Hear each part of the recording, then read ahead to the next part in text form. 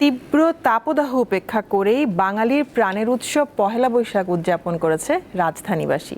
প্রখর রোদ আর গরমের মধ্যেও ঐতিহ্যের টানে রাস্তায় নামেন হাজারো মানুষ। উচ্ছ্বাসের মাঝে স্বাস্থ্য ঝুঁকির সতর্কতা মেনে চলার পরামর্শ ছিল চিকিৎসকদের। পঞ্জিকার পাতায় 1433-এর প্রথম দিন সকাল থেকেই রাজধানীর রমনা, বটমূল, চারুকলা ইনস্টিটিউট ও ঢাকা বিশ্ববিদ্যালয় এলাকায় ছিল উৎসবের ঢল। বাহারি পোশাকে সজ্জিত নারী, পুরুষ, শিশু, কিশোর সবাই অংশ নেন পহেলা বৈশাখের আনন্দ যাত্রায়। গান, নাচ আর শোভাযাত্রায় মুখর হয়ে ওঠে পুরো নগরী।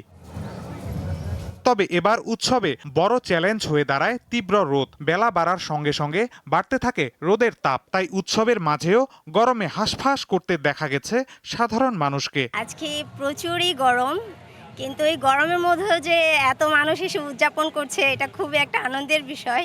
বিলটার পাশে বসে আছি, ওই জন্য হচ্ছে আর কি একটু একটু ঠান্ডা লাগতেছে, বাট ভিতরে বসলে অনেক গরম লাগতো, বাট এমনিতে ভালো লাগতেছে। কারো হাতে পানির বোতল, কেউ ছাতা দিয়ে রোদ থেকে বাঁচার চেষ্টা করছেন, আবার কেউ ছায়ার খোঁজে বসে পড়েছেন পার্কের কোণে। শিশু ও বয়স্কদের মধ্যে ক্লান্তি ও অস্বস্তি বেশি দেখা যায়। এখন খুব তীব্র গরম লাগছে, আর এখানে আমরা থাকতে পারছি না, তার জন্য চলে যাচ্ছি। আমরা আবার বিকালে পরিবার নিয়ে বের হব।